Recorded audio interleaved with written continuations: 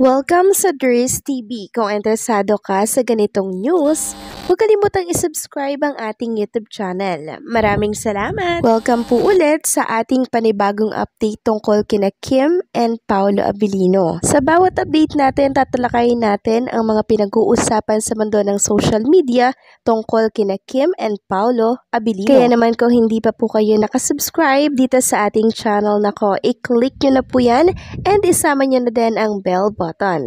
So ayan, welcome back again sa ating YouTube channel mga ka-Kimpaw, and sa update natin ito ang pag-uusapan natin ay tungkol sa mga importanteng kaganapan kina Kim and Paolo Abilino.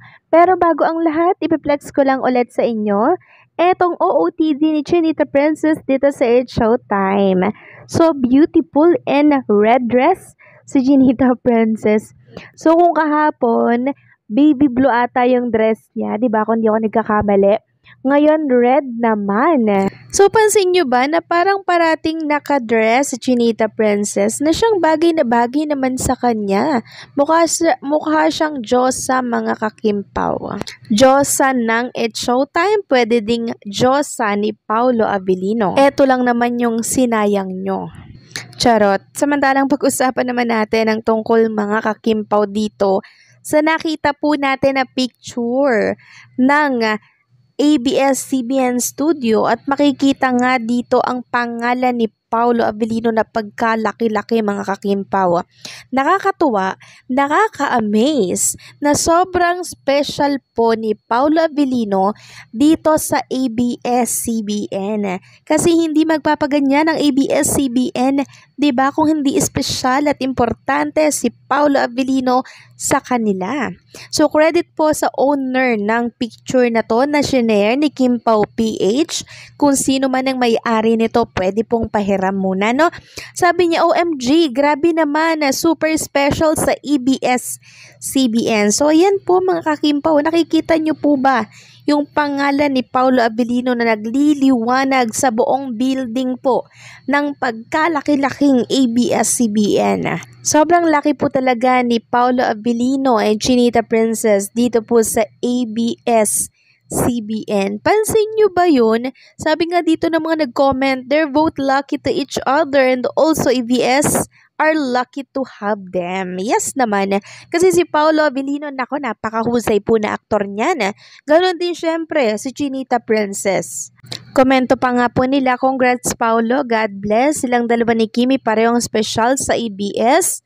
Wow, ganon kahalaga si Paolo sa ABS-CBN kapamilya. Forever. Sabi pa ng isa, swerte talaga kay Pau. Si Kim Chu, lahat ng blessings talagang umaapaw. Kimpaw. So simula po nang natumungtong no si Paolo Abilino sa ABS-CBN mga ka-Kimpaw, talagang nakita na po ng ABS-CBN yung worth, yung halaga, 'di ba? And yung husay ng isang Paolo Abilino. Kaya naman nagigi-give back lang no ang ABS-CBN, and ngayon nga 2 days to go na lang pipirma na ng kontrata sa Star Magic si Paolo Abilino. 2 days na lang yan mga ka-Kimpawan, sana po may live ang Star Magic pag contract signing na syempre ni Paolo Abilino, and sana ganon din si Chinita Princess, sabihin na sana yung renewal ng contract niya sa Star Magic para isang ganap na lang, 'di ba, ang Kimpaw. Next topic naman, pag-usapan natin ang tungkol dito sa paayuda sa Discord na pinagtatalunan ngayon dito po sa Facebook. So bakit? Nakita ko kasi yung ilang sentimiento ng mga Kimpaw fans na hindi po member ng Discord na may 25,000 ata katao yung member doon. Then, meron pong anonymous participant dito sa isang community po ng Kimpaw Nation. Sabi niya, binalikan ko ang post ng ayuda sa Discord. Bakit wala na dito? Ang ibang fans kasi, ang dadamot, masyadong entitled daw. Hindi naman po sinabi ng Kimpaw daw na bawal i-repost at i-post sa ibang social media platforms. Maging patas sana kayo sa mga fans na walang access sa Discord kagaya namin. Kayo lang po ba ang may karapatang magpaka-fan? Kaya nagkaroon ng awayan sa mga fans kasi ang toxic ng mga attitude ng iba. Kayo lang ba ang may karapatan kiligin at sumaya? Sa tingin nyo, ganyan ba ang gusto ng Kim Pao ang mamili ng kung sino lang ang pwede nilang pasayahin? Ang babaw ng mga rason nyo po. So, ang pinagbabasehan po kasi nung ibang mga fans, yung rules and regulation po sa Discord, na bawal nga daw i-share yung mga share ni Paolo at Kim doon sa loob ng Discord, bawal daw ilabas. So, pag sa Discord lang daw, sa Discord lang. Parang ginawan po ng place yung mga Kim Pao fans para hindi nagkalat yung mga ayuda dito po sa Facebook, sa Twitter, or kahit sa ang social media platform. Pero ang nakakalungkot nga lang mga kakimpaw, paano naman nga po yung iba na hindi member ng Discord? Kasi medyo mahirap pong makapasok sa Discord. Siguro sa dami po ng member, 25k. Going 30k na yun sa mga susunod siguro na araw. Ang dami nga pong request ata na gustong sumali doon. Pero parang hindi po sila makapasok. So, siguro mga kakimpaw, ito yung mga nagnanais na makita yung mga ayuda po ni Kim and Paula Abilino doon. Ako aminin ko, hindi talaga ako member doon. Tapos ako pa nga po yung pinagbibintangan, di ba, na nagkakalat daw ako na mga picture na kuha daw sa Discord. Hindi nga tayo member doon mga kakimpaw Ang totoong nagkakalat, alam nila yan kung sino. 'Di ba? Pero gumagawa sila ng fake news at pinaparatangan tayo. Kaya ito ngayon mga kakimpaw, nagkakagulo-gulo ngayon. So sana gumawa na lang siguro ng panibagong community si Kim and Paula Abilino na kung saan ay hindi po mahirap makapasok.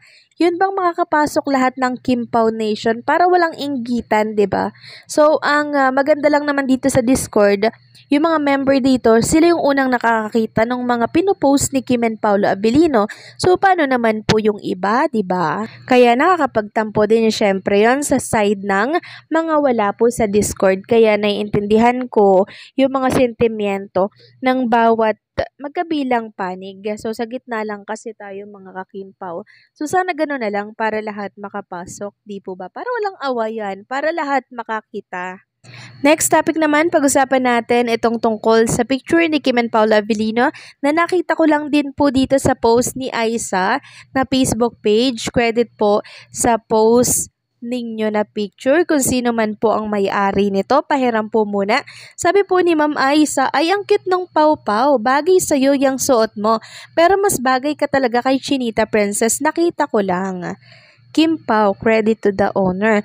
Then, nagbasa nga ako ng komento mga ka-Kim Pao dito. Nabasa nga natin na parang Chinese wedding lang ang atake. But cutie. So, siguro ganito yung kasal ng mga Chinese, no? So, pag kaya kinasal si Kim and Paula Abilino, ganito rin kaya yung atake mga ka-Kim Pao, or sa beach wedding sila ikakasal soon? So, bahala na sila dyan mga kakimpaw, basta tayo masaya sa kanila. So, anong sa inyo dito mga kakimpaw? Please comment down below.